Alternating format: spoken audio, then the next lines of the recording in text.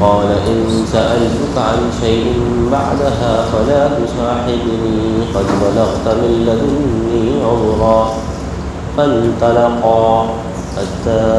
إذا أتيا أهل قرية استطعما أهلها فأبوا أن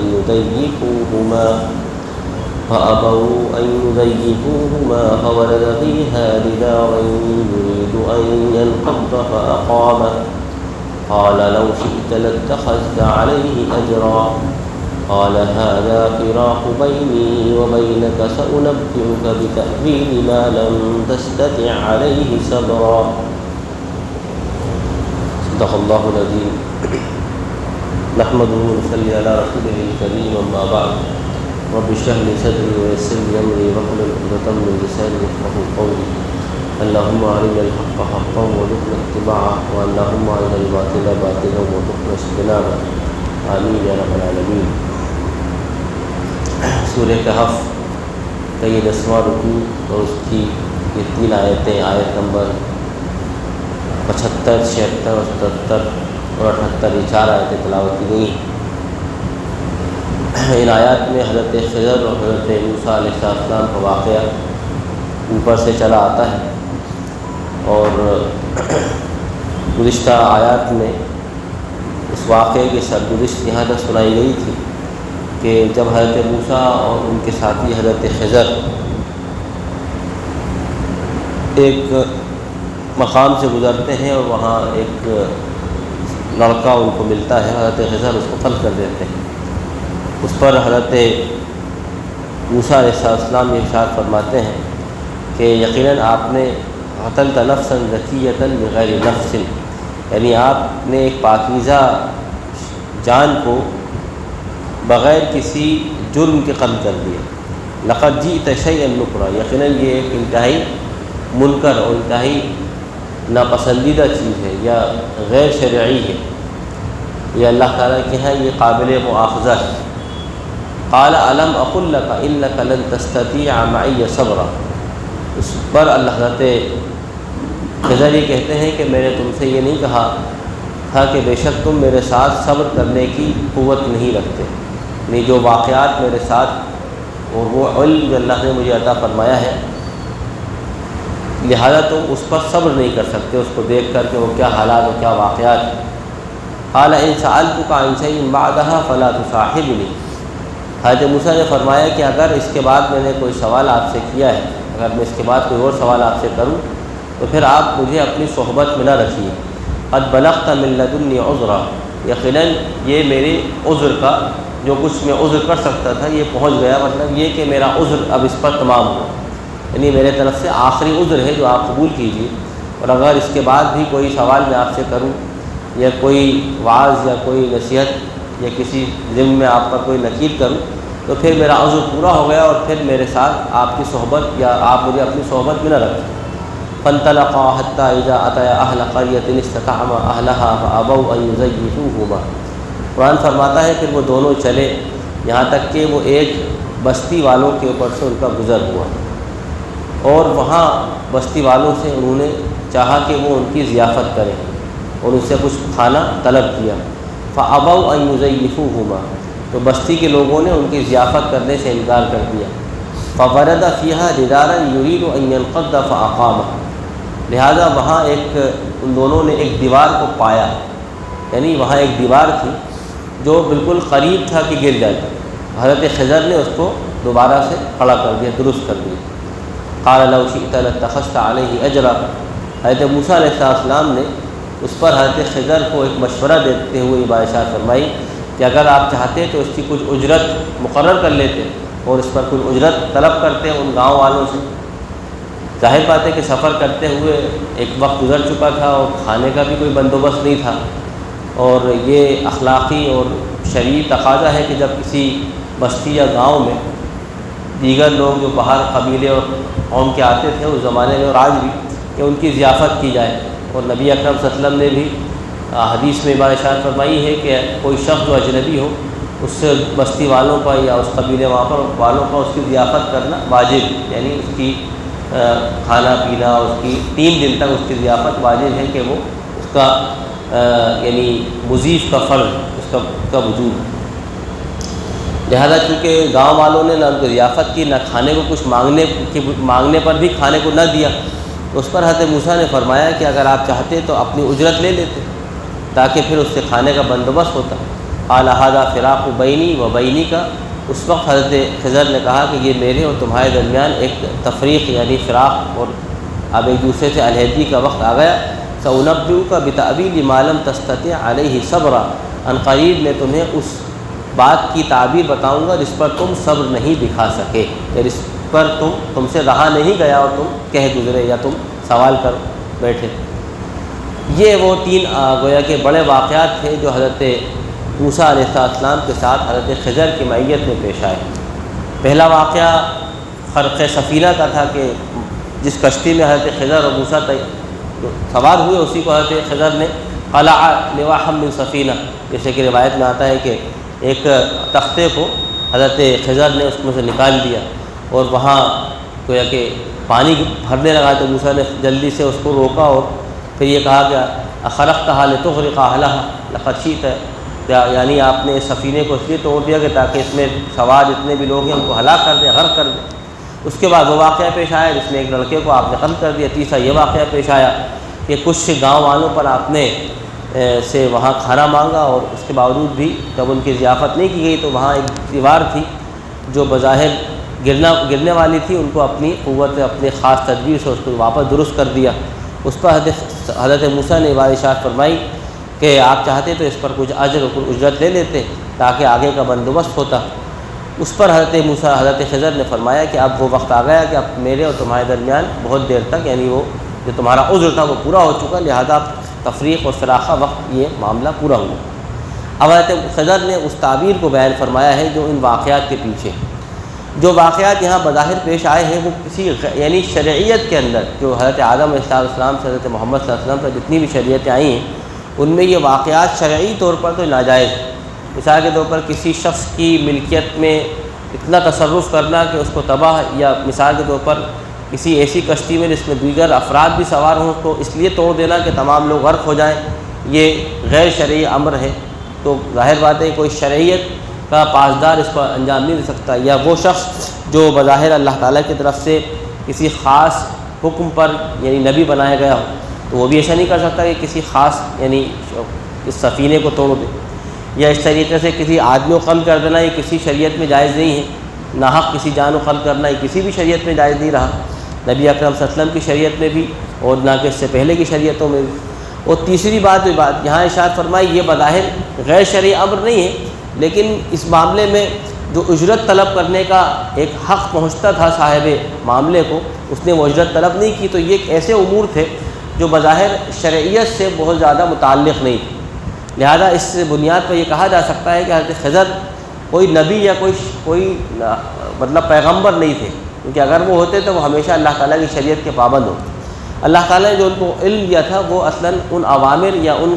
کونی یعنی دنیا کے امور جس بنیاد پر چلا کرتے ہیں کہ ہر دم کوئی شخص یعنی اس زمین پر مرتا ہے، ہر دم کوئی شخص بیمار پڑتا ہے، اور ہر کبھی اسی اللہ تعالیٰ کے اسی امر کونی کے نتیجے میں کہیں قحط پڑتا ہے، کہیں اسی حکم کے بنیاد پر کہیں بارش ہوتی ہے۔ تو وہ تکوینی امور جو انسان کی دسترس اور اس کی شریعت سے باہر ہے اور جس میں اس کا کوئی تعلق نہیں ہے، اس سے یہ امور متعلق تھے جو حضرت خضر نے حضرت موسیٰ کے سامنے رکھ دیے۔ اب ان آیات میں جو ارشاد فرمائی گئی ہیں بے شمار باتیں ہیں جو جس میں تعلیماً ہمیں سکھائی گئی ہیں۔ پہلی بات جو اللہ تعالیٰ فرماتا ہے کہ اما السفینۃ فکانت لمساکین یعملون فی البحر فاردت ان اعیبھا، انہوں نے کہا کہ جو کشتی کا جو معاملہ تھا تو یقیناً وہ مساکین کی کشتی تھی، یعنی کچھ مسکین تھے جن کی وہ کشتیاں تھیں، یعملون فی البحر، اور وہ اس کو سمندر میں اپنے عمل کے لیے یعنی سمندر میں کشتی چلا کر اس سے روز آنا کی آمدنی حاصل کیا کرتے۔ فاردت ان اعیبھا، تو میں نے چاہا کہ میں اس میں کچھ عیب لگا دوں، کچھ اس کے اندر نقص پیدا کر دوں۔ وکان وراءہم ملک یأخذ کل سفینۃ غصبا، اور ان کے پیچھے ایک بادشاہ تھا، یعنی ان کے ملک میں یا جس گاؤں میں یا جس بستی میں وہ رہتے ہیں وہاں پر جو ان کا نگہبان تھا وہ ہر اس کشتی کو جس میں کوئی نقص نہ ہوتا تھا، یا مثال کے طور پر کوئی ایسی کشتی جو انتہائی صحیح سالم اور نئی ہوتی تھی اس کو وہ اپنے قوت سے چھین لیا کرتا تھا. تو میں نے لہٰذا اس سفینے کے اندر اس لیے عیب پیدا کر دیا تاکہ وہ عیب دیکھنے کے بعد وہ مساکین کی کشتی ان کے پاس رہے اور وہ ان سے نہ چھینی جائے, اور اس طریقے سے وہ اپنے امور یعنی روزانہ کے جو مشقت ہے اور اس طریقے سے روزانہ کھانے کمانے کا ان کا معاملہ چلتا رہے. تو بظاہر اول مرحلے میں وہ بظاہر وہ چیز جو ہوئی وہ بڑی منکر تھی کہ کسی ملکیت میں آپ نے تصرف کر کے اس کی ملکیت کو خراب کر دیا. تو بظاہر یہ تصرف ایک طریقے سے فساد کا ذریعہ نظر آ رہا تھا, لیکن اس کے پیچھے جو پوشیدہ حکمت تھی جو بظاہر اپنی نگاہوں سے انسان کو نظر نہیں آئی, وہ چیز تھی جو حضرت خضر نے حضرت موسیٰ کے سامنے آیا کر. اس سے یہ بات بھی واضح ہوتی ہے کہ ہر دور میں اللہ تبارک تعالیٰ کی طرف سے جو تدبیر کی جاتی ہے اس میں بظاہر کچھ تدبیر ایسی ہوتی ہیں جس کے نتائج ظاہری آنکھوں میں انتہائی مفسد اور بہت ہی زیادہ خطرناک نظر آتے ہیں. جیسے مثال کے طور پر آپ یوں سمجھ لیں کہ اس وقت اگر آپ دیکھیں تو جو ایک بڑا طبقہ ہے مساکین کا, یعنی دنیا کے اندر اہل حق جو بظاہر یوں دیکھا جائے کہ مساکین بھی ہیں کہ مال و دولت اور دنیاوی تمام تقاضے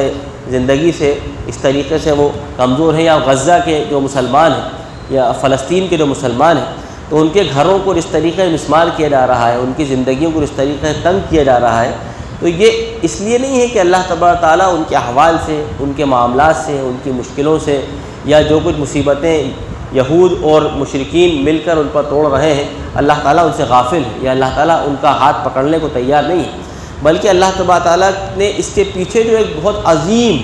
تدبیر پوشیدہ کر رکھی ہے جو عنقریب ایک وقت کے بعد ظاہر ہوتی ہے. اصلاً وقت کے ساتھ کوئی چیز ظاہر ہوتی ہے, یہ تسلسل وقت ہے نا جس کے ذریعے سے انسان اپنے قوتوں کو اور اپنی تمام صلاحیتوں کو بروئے کار لا کر کسی اصل نتیجے تک پہنچتا ہے. تو یہ جو کچھ ہو رہا ہے اس وقت بظاہر دنیا کے اندر, کہ اس وقت اہل حق کو اور ان لوگوں کو جو حق کی دعوت لے کر اٹھتے ہیں ان کو دنیا میں طرح طرح سے ستایا بھی جا رہا ہے, ان کے گھروں کو مسمار کیا جا رہا ہے, ان کی زندگی کے تمام زندگی کے ریسورسز کو ختم کیا جا رہا ہے. یہ اصلاً اس لیے ہے کہ اس کے پیچھے اللہ تعالیٰ کے ایک تدبیر ہے جو پوشیدہ ہے, کیونکہ اگر یہ سب سارے امور اللہ تعالیٰ کی طرف سے انجام نہ دیے جائیں جو اللہ تعالیٰ کی حکمت کے عین متقاضی ہیں, تو نتیجہ کیا ہوگا کہ آدمی اسی طریقے سے خواب غفلت میں مبتلا رہے گا جیسے کہ آج اس وقت بر صغیر میں ہندوستان کے مسلمان ہیں. اور آپ دیکھیے کہ ابھی پچھلے 20 سالوں میں یعنی لاسٹ 20 ایئرس, پچھلے 20 سالوں سے پہلے آپ مسلمانوں کی جو صورتحال تھی ہندوستان کے اندر وہ بالکل غفلت میں مبتلا تھی. ان کو نہ اپنا شعور تھا, نہ علم تعلیم کا شعور تھا, نہ سماج کا شعور تھا, نہ معاشرے کا شعور تھا, نہ معیشت کا کوئی شعور تھا. لیکن جیسے جیسے حالات دھیرے دھیرے سخت ہوتے گئے, ایک خاص پارٹی کو ایک خاص نظریے کے ساتھ جب اللہ تعالیٰ نے دنیا میں کچھ قوت دے دی اور اس نے آ کر کے مسلمانوں پر ایک خاص قسم سے ان کا ایک پیچھا کرنا شروع کیا, تو اب مسلمانوں میں کچھ بیداری آئی, تعلیمی رجحان بڑھا, کچھ معاشی جدوجہد بڑھی, کچھ معاشی اتحاد بڑھا, کچھ سماجی معاملات میں مسلمانوں کے اندر وہ چیزیں جو ایک زمانے میں لوگوں کے سامنے کہنے پر ان کو انتہائی سیاسی نظر آتی تھی, آج وہی چیز ان کو انتہائی دینی اور بالکل عین تقاضۂ دین نظر آ رہی ہے. تو یہ حالات ہیں اور یہ اللہ تعالیٰ کی تدبیر ہے کہ جس کے ذریعے سے انسانوں کو اللہ تعالیٰ پھر مائل کرتا ہے حق کی طرف. اور جیسا کہ یہ بات آپ کے علم میں پہلے بھی آئی ہے اور یہ بات یاد رکھنا چاہیے کہ ایک تو تذکیر ہے بالقرآن, یعنی انسان کو اللہ تعالیٰ نصیحت کرتا ہے قرآن کے ذریعے سے. یہ تذکیر جو بالقرآن ہے یہ اللہ کی رحمت کا تقاضا ہے. جب انسان کے لیے اللہ نے ہدایت نامہ قرآن اتار دیا, اب اگر انسان اس سے ذریعے سے ہدایت اختیار کر لے, اپنی روش کو درست کر لے, اپنی زندگی کو سیدھے راستے پر قائم کر لے, تو اس میں اللہ تعالیٰ کی رحمت سے کا معاملہ ہے کہ اس میں کوئی مصیبت, کوئی عذاب, کوئی سزا نہیں ہے. لیکن اگر اللہ تعالیٰ کی دی ہوئی اس کتاب کو انسان پر سے کچھ ڈال دے اور اس کی بتائی ہوئی تذکیر اس کی ہدایت سے وہ منہ موڑ لے اور اس کی بنیاد پر وہ درست نہ ہو, اس کے بتائے ہوئے حکم کی بنیاد پر وہ اپنی زندگی کو خود درست نہ کرے, تو پھر اللہ تعالیٰ کا درست کرنے کا دوسرا طریقہ عذاب کا طریقہ ہے کہ وہ یا تو قوموں کو مسلط کرتا ہے یا پھر آسمان سے کوئی ایسے عذاب نازل کرتا ہے کہ اس سختی کی بنیاد پر جن لوگوں کے دلوں میں کہیں کچھ رمق اور کہیں کچھ نرمی ہوتی ہے وہ درست ہونا شروع ہو جاتی ہے. اس لیے بڑی تدبیر اللہ تعالیٰ کی ایک یہ بھی ہے کہ وہ حالات کو اتنا تنگ کر دیتا ہے, مشکلیں اتنی پیدا کرتا ہے کہ انسان پھر اللہ تعالیٰ کی طرف رجوع کرتا ہے. تو یہ جو مساکین کی جو کشتی توڑ دی گئی تھی جس میں نقب لگا دیا گیا تھا اور وہ قریب تھا کہ وہ کشتی میں بیٹھے ہوئے تمام لوگ غرق ہو جاتے, جس کو حضرت موسیٰ نے انتہائی زیادہ اس پر نکیر فرمائی تھی, اس کے پیچھے اللہ تعالیٰ کی یہ حکمت تھی جو کار فرما تھی, جو حضرت خضر نے وہاں ظاہر فرمائی. تو اللہ تعالیٰ فرماتا ہے وَكَانَ وَرَاءَهُم مَلِكٌ يَأْخُذُ كُلَّ سَفِينَةٍ غَصْبًا, تو چونکہ وہ ہر ایک سفینے کو، ہر ایک کشتی کو غصباً اپنی ملکیت میں حاصل کر لیا کرتا تھا، لہٰذا میں نے اس میں کچھ عیب ڈال دیا تاکہ اب وہ چیز ان کی غصب سے، ان کی اس سے بادشاہ کے غصب کرنے سے محفوظ رہے۔ تو اس سے بھی بات معلوم ہوتی ہے کہ جو کچھ ہو رہا ہے غزہ کے اندر، اور جو کچھ ہو رہا ہے اس وقت دنیا کے اندر مسلمان اور اہل حق کے خلاف، اس کے پیچھے اللہ کی ایک بہت بڑی تدبیر ہے، اس حق کو ظاہر کرنے کے لیے جو عنقریب دنیا میں آئے گا۔ ہاں یہ الگ بات ہے کہ اس حق کو ظاہر ہونے میں ایک وقت ظاہر ہر دور میں لگتا ہے۔ نبی اکرم صلی اللہ علیہ وسلم کی موجودگی میں، جب آپ صلی اللہ علیہ وسلم کی ذات بظاہر موجود ہے، آپ صلی اللہ علیہ وسلم کے صحابہ موجود ہیں، اس وقت بھی ایک وقت درکار ہوا۔ 13 سال تک مکہ میں آپ نے جدوجہد کی، 10 سال تک مدینہ میں آپ نے جدوجہد کی، جب جا کر وہ دین اپنی اس آخری یعنی اقامت اور اپنی اس غلبے تک پہنچا ہے۔ تو یہ کیسے ممکن ہو سکتا ہے کہ یہاں مسلمان ہاتھ پر ہاتھ دھرے بیٹھے رہیں اور کوئی اقدام نہ کریں اور اس کے بغیر بھی دین جو ہے اپنی اقدامی یا غلبے کو پہنچ جائے؟ تو یہ تو کرنا واجب و فرض ہے۔ ایک بات یہ ارشاد فرمائے۔ اب دوسری حکمت اللہ تعالیٰ فرماتا ہے وَأَمَّا الْغُلَامُ فَكَانَ أَبَوَاهُ مُؤْمِنِينَ فَخَشِينَا أَن يُرْهِقَهُمَا۔ اب جہاں تک اس غلام یعنی اس بچے کا تعلق، غلام کے معاملے میں مفسرین یہ کہتے ہیں کہ آیا وہ بالغ تھا، یعنی غلام کا جو لفظ ہے وہ اصلاً ایسے عربی زبان میں اس بچے کے لیے آتا ہے جو اپنے سن بلوغ کو نہ پہنچا ہو، یعنی اس کو کہتے ہیں ینگسٹرز کا جو ینگ شیپ جو ہوتے ہیں، یعنی ایک تو بچہ وہ ہوتا ہے جو ابھی جوانی میں داخل ہوا اور ابھی بالغ نہیں ہوا، تو اس کو عربی زبان میں غلام کہتے ہیں، یعنی جو بلوغ کو نہ پہنچا ہو۔ فَكَانَ أَبَوَاهُ مُؤْمِنِينَ، ان کے والدین دونوں اللہ پر ایمان رکھنے والے تھے۔ فَخَشِينَا أَن يُرْهِقَهُمَا، اب اللہ تعالیٰ فرماتا ہے تو ہمیں ڈر ہوا۔ اب یہاں پر اللہ تعالیٰ یہ فرما رہا ہے کہ ہمیں ڈر ہوا، اس کا مطلب یہ نہیں کہ اللہ تعالیٰ کو کوئی اس بات کا اندیشہ تھا، اللہ تعالیٰ کے تو علم یہ تھا کہ وہ جس شخص کو یا جس بچے کو قتل کیا گیا ہے وہ، جیسا کہ آگے فرماتا ہے اللہ تعالیٰ کہ وہ کفر اور سرکشی مبتلا ہو جائے گا اور کوئی بہت بڑا فساد عظیم اس سے رونما ہوگا، تو اللہ تعالیٰ کے تو علم میں یہ بات تھی۔ لیکن حضرت خضر کی زبان سے جب یہ بات ارشاد فرمائی گئی تو اس کا مطلب یہ ہے کہ حضرت خضر کو یہ بات اللہ تعالیٰ کی طرف سے ان احکامات میں سے بتا دی گئی تھی، جیسے کہ فرشتوں کو اللہ تعالیٰ بے شمار حکم دیتا ہے کہ یہاں ہوا کو لے جایا جائے، اس طرف پانی گرایا جائے، یہاں قحط ہو جائے یا فلاں جگہ جو ہے بجلی گر جائے۔ تو اس طریقے سے اللہ تعالیٰ کے ان اوامر میں سے جو حضرت خضر کو بتائے گئے تھے اس میں یہ بھی تھا کہ ان کو خوف تھا یا ان کو یہ ڈر ہوا کہ کہیں جب وہ بڑا ہو اور جب وہ طاقتور ہو تو وہ ان دونوں والدین کو طغیان و کفر میں مبتلا نہ کر دے اور ان کو سرکشی اور اللہ تعالیٰ کی نافرمانی پر آمادہ نہ کر دے، لہٰذا میں نے اس کو قتل کر دیا۔ تو اس سے یہ بات بھی معلوم ہوتی ہے، اور مولانا مودودی نے تنقیحات میں یہ بات لکھی ہے اس مسئلے کے اندر ذیل میں۔ کسی شخص نے سوال کیا کہ ایک بچہ ہے جو ابھی بالکل یعنی 10-12 سال کا ہے، اس کو کوئی بہت موذی مرض میں وہ مبتلا ہو گیا ہے اور اس کو دیکھ کر اس کے والدین رات و دن فکر مند بھی ہیں اور رات و دن اس مرض میں اضافے کے نتیجے میں انتہائی زیادہ مغموم بھی ہیں۔ تو اس میں اللہ تعالیٰ کی کیا حکمت ہے کہ ایک چھوٹے سے بچے کو جو 10-12 سال کا ہے اس کو کسی موذی مرض میں مبتلا کر دیا گیا ہے، اس سے وہ خود بھی جو ہے نڈھال ہو رہا ہے، اس کے والدین اور اس کے اعزاء اور اقربا اس کو دیکھ کر طرح طرح کی مصیبتوں سے گزر رہا ہے۔ اس میں اللہ تعالیٰ کی کیا حکمت ہے؟ یہ اللہ تعالیٰ کا کون سا قانون؟ یہ تو سراسر ظلم ہے۔ تو اس پر حضرت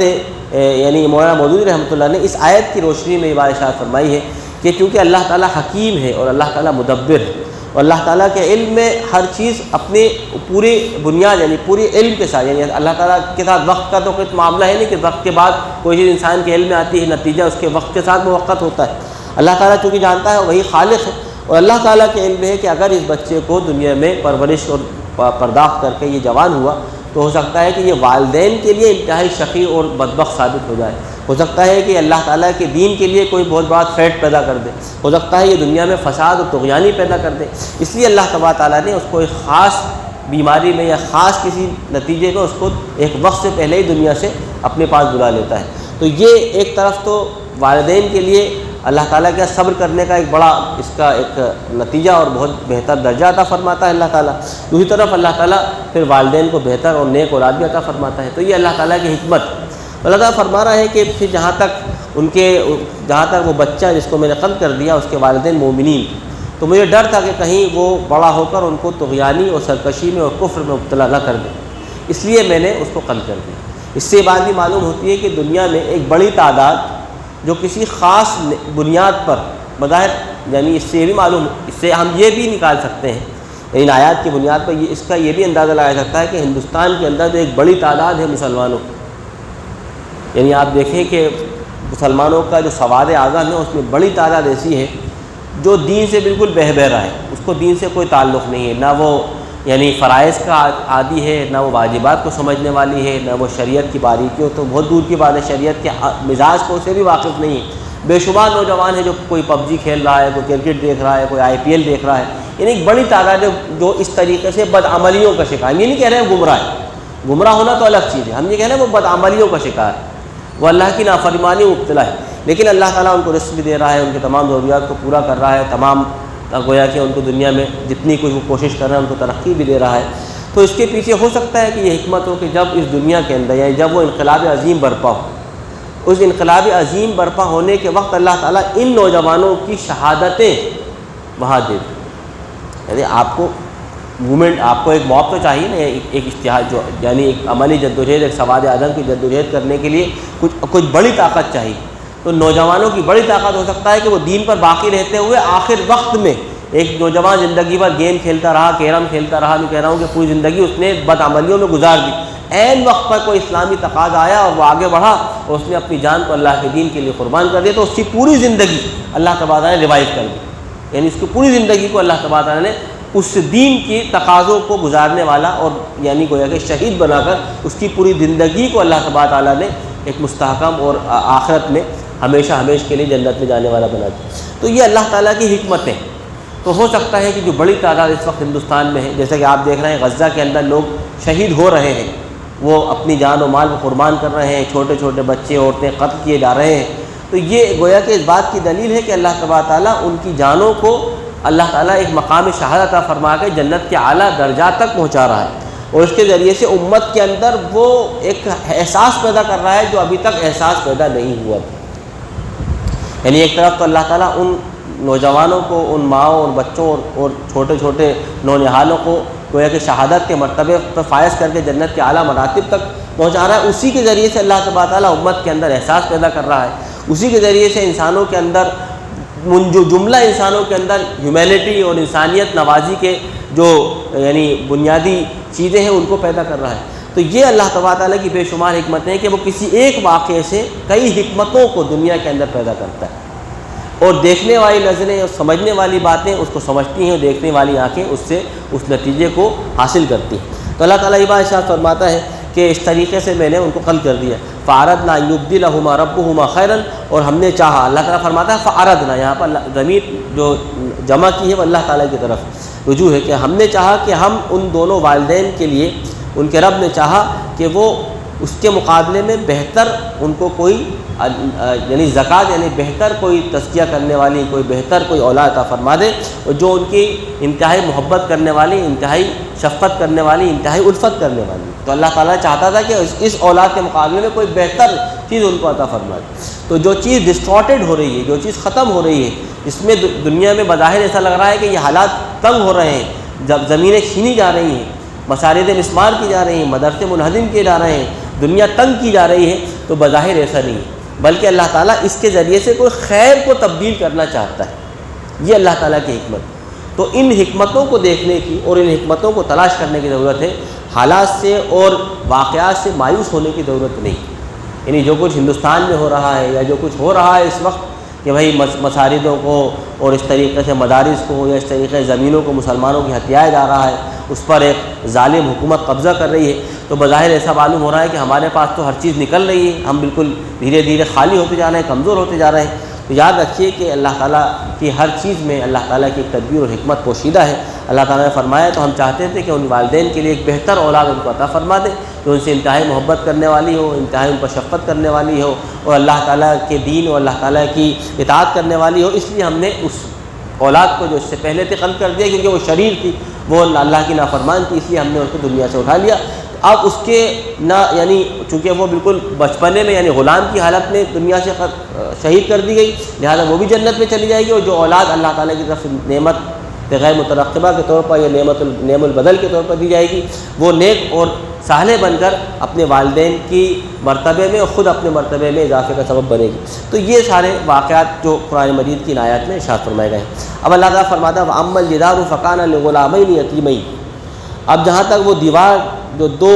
جن کو میں نے کھڑا کر دیا، جس کو درست کر دیا، تو وہ دو یتیم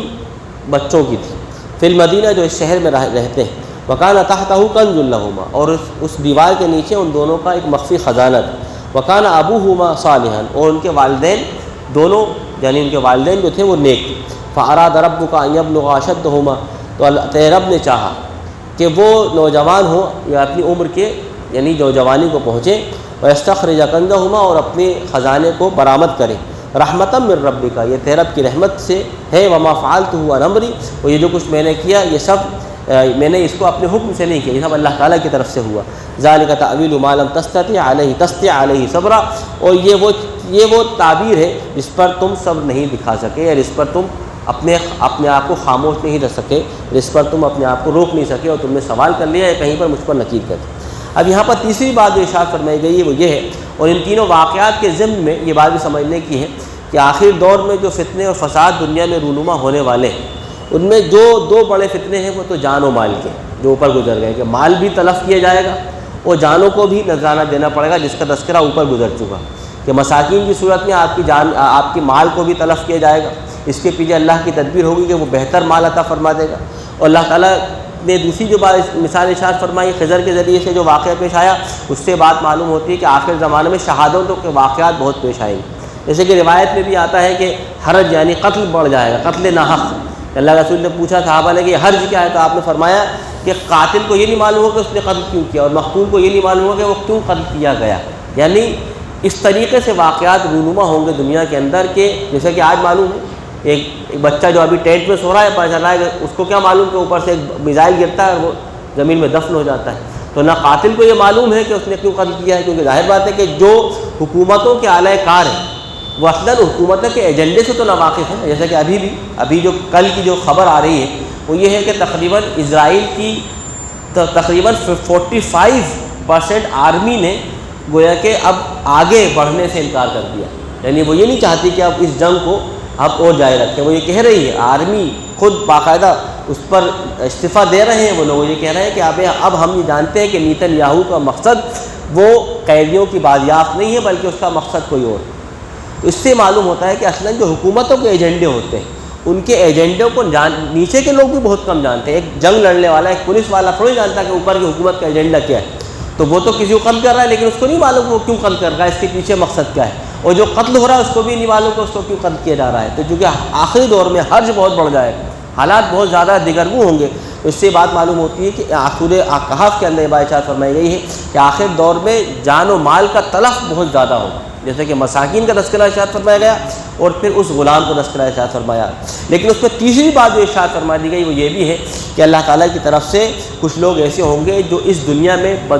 باوجود اس کے کہ انتہائی فساد رونما ہوگا، اس میں وہ انتہائی تعمیر کا کام بھی کریں گے، جیسا کہ حضرت خضر کے تیسرے مرحلے سے یہ بات واقع ہوتی ہے،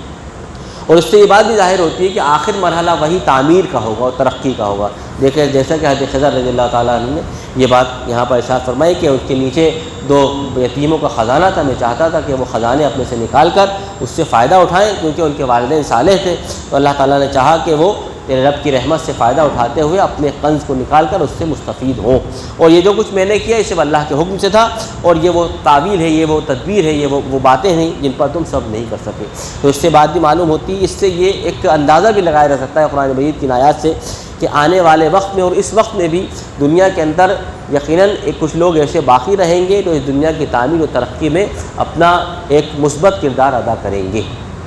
اس میں کچھ لوگ ایسے ہوں گے جو اپنی جان کے نذرانے بھی دیں گے، اپنے مال کی قربانیاں بھی دیں گے، اور امت کا ایک طبقہ ایسا ہوگا جو تعمیر جدار کرے گا، یعنی جو گویا کہ دیوار کو تعمیر کرے گا باوجود اس کے کہ لوگ اس کے مخالف ہوں گے۔ آئے حضرت خضر اور موسیٰ اور بستی والوں نے نہ تو ان کی ضیافت کی نہ کھانے کو دیا، لیکن پھر بھی انہوں نے اس بستی کی جو ایک بڑی دیوار گرنے والی تھی جس سے ہو سکتا ہے بڑا کوئی فساد یا کوئی بہت بڑی ناگہانی واقعات پیدا ہوتا، اس کو حضرت خضر نے اپنی قوت سے درست کر دیا۔ تو اس کا مطلب یہ ہے کہ امت کو یہ تعلیم دی جاتی ہے کہ ان کتنے بھی خطرناک یا سخت ترین حالات کیوں نہ ہوں وہ تعمیر کی روش اختیار کریں اور تدبیر اس میں انجام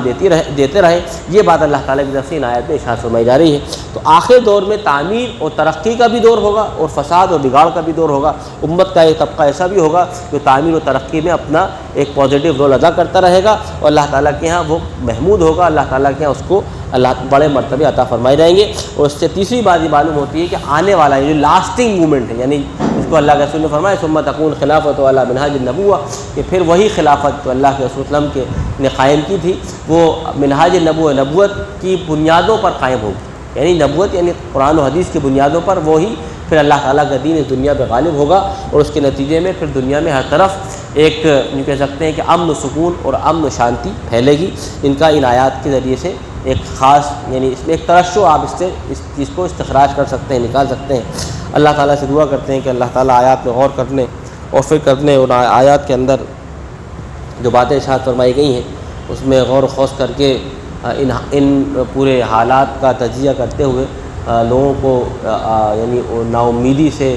اور حالات کی تنگیوں سے نکال کر ان کو اللہ تعالیٰ کی اس وسعت میں اور اللہ تعالیٰ کی اس تدبیر سے ہم روشناس کرنے کے اللہ تعالیٰ میں توفیق عطا فرمائے. وصدق اللہ العظیم ونفعنی وإیاکم بالآیات والذکر الحکیم. صلی اللہ تعالیٰ علی خیر خلقہ محمد وآلہ وأصحابہ اجمعین برحمتہ.